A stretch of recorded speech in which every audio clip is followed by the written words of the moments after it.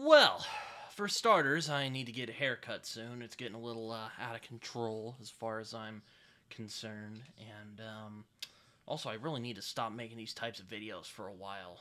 I don't really want to be morphing into Raph. Also, Raph's off YouTube right now, so I really don't want him teleporting into my office room. That would be kind of awkward. I don't know if the two of us could stand to be in the same room at the same time. That would be cool, though, to meet Raph in person. Anyway, hello everyone, Britton here, also known as Some Okie Dude, and I'm back with a new video, another kind of discussion, reflection, chill video, I guess, I don't know. Anyway, I'm talking about a subject that's been kind of poking at me for a while. So, I watched my friend Pim from Epic Tales' video the other day, and aside from thinking that, wow, he was really coming back swinging, it got me thinking about a subject that I've been tossing around in my head for a while. Just from conversations I've had with friends of mine like Jason and Pim and other people I've come across, and also seeing the rise of grimdark on the Fantasy Sphere and Fantasy Booktube. That's also a video that well, actually, I did a live stream about this very topic with Pim, which I'm very proud of, even though we put it together in a quick time frame, but I'm quite proud of that video. But anyway, I'm getting off topic. But seeing all of this rise and having these conversations with my friends, it gets me wondering, why do we like tragedy so much? To keep things clear, I think Pim made a great video, and I'm not here to try and refute it or anything like that. It's a great video. I'll link it down below. You guys can watch it and, make up your own minds about what it's about. And again, I'm not trying to refute this video. I'm just giving my own thoughts and reflections on the topic. I've noticed this trend among my friends and other readers who I've come across, and it's that they seem to think that books or comics or other media with darker endings are inherently better than happier endings, or even bittersweet endings for that matter.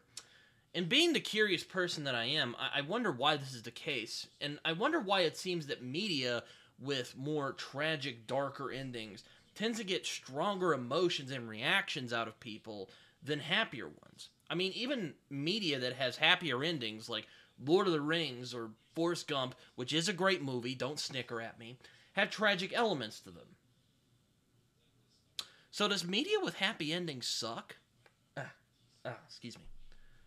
Well, no. And it kind of brings me to my big gripe with Pim's video, is I don't think that darker endings are necessarily better than happy ones. Both types have their place in storytelling for sure. As much as I love Mystic River's ending, I think Preacher's ending is just as good. And I won't pretend that Preacher is a happy-go-lucky adventure, because let me tell you right now, it is definitely not. I don't know if there's a comic or book or anything that has a scene where a person's grandma sticks them in a coffin and puts them underwater with a little tube so they can breathe, is a particularly lighthearted affair. But but it's a comic that has an ending that's both deeply satisfying and unambiguously a happy ending. But I don't hear a lot of people talk about the ending of Preacher, great as it is, as much as I hear people talk about the ending of Watchmen, to bring up another comic, which I won't pretend it's a complete downer, though, I mean, it's hardly a happy ending. I mean, it's not a story that meant to have a happy ending. But that opens a whole other can of worms about what endings should do, and I kind of don't really want to get into that, so I'll keep this simple. A good ending should be appropriate to the story that's being told.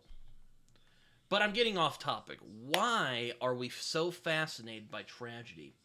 Well, I can't speak for everyone. I can only talk from my own experience, of course. And, it's funny I bring this up, because I actually find myself more attracted to darker material.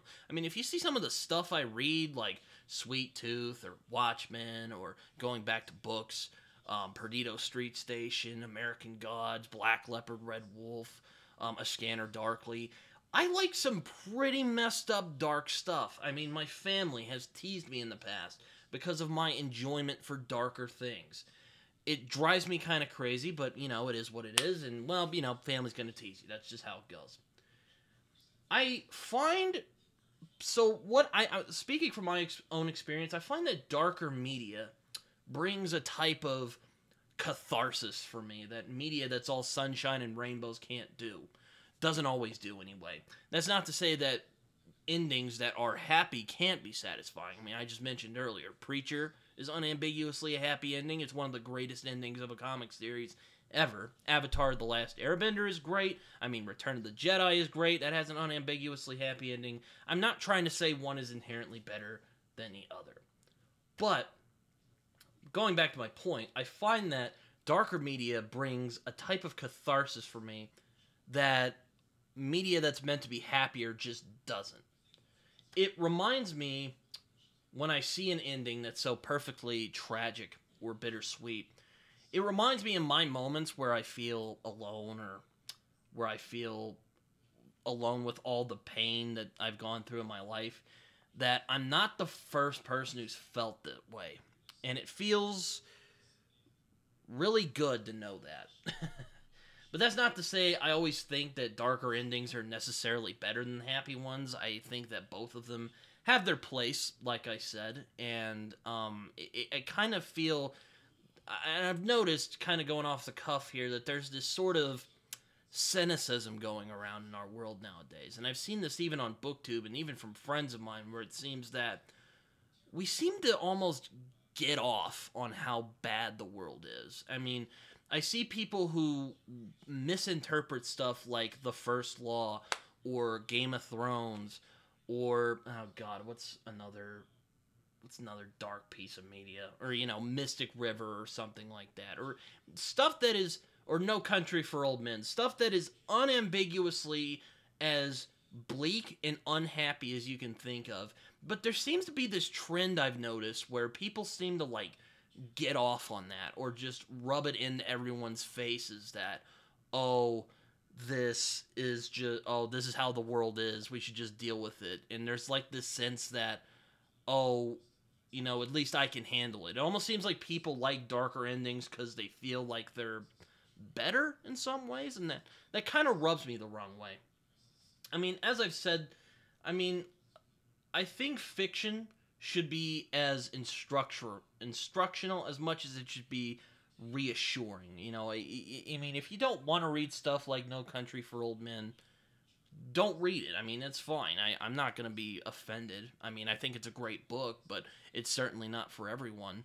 The point I'm trying to make is that just because, and one of the points I'm trying to make here, sorry, I'm going on tangents here, is The First Law, Game of Thrones, Mystic River, No Country for Old Men, none of these readers I've noticed seem to really notice or care that the writers of these books are unambiguously not happy that the world is this way.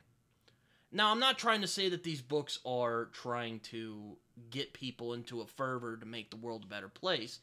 I think it is trying to spark awareness for the fact that, yeah, the world can be really nasty, and it shouldn't be this way. Yet it is. And there's almost this sense from some of these readers I mentioned that, like, there's nothing we can do about it. And that just rubs me the wrong way. I don't really like that. Because, I mean, if we're in this world and it sucks and there's nothing we can do about it, well, then what's the point of getting up out of bed in the morning? I mean, that's how I feel. And I don't think Pim was trying to imply this with his video. Again, I'm not trying to attack Pim. He's a good friend of mine. I respect him a lot. He's a great friend of the channel. But that's just something I notice. It's just like, none of these books that are really dark, and, well, good. I know there's the bad, really dark books out there. It's a lamentation that the world that we live in isn't always a nice place.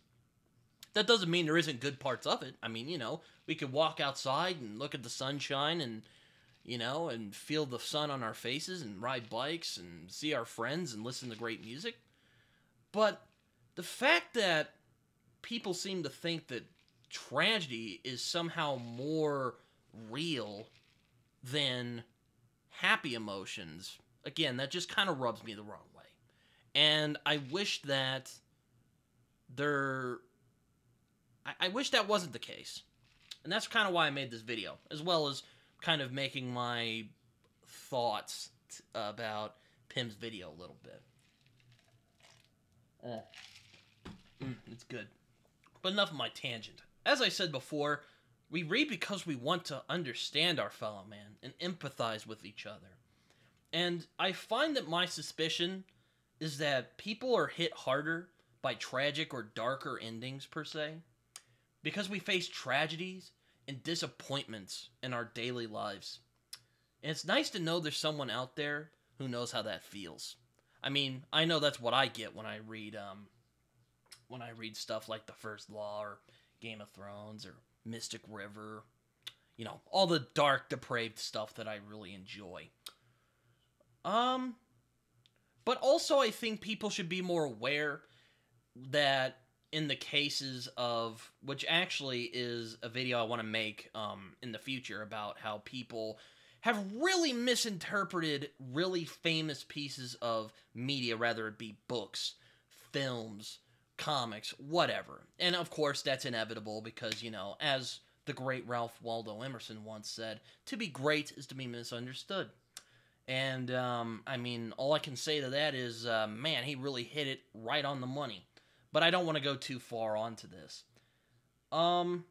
Just because tragedy happens in our daily lives, I don't think that means that the world is inherently more tragic than some books make it seem.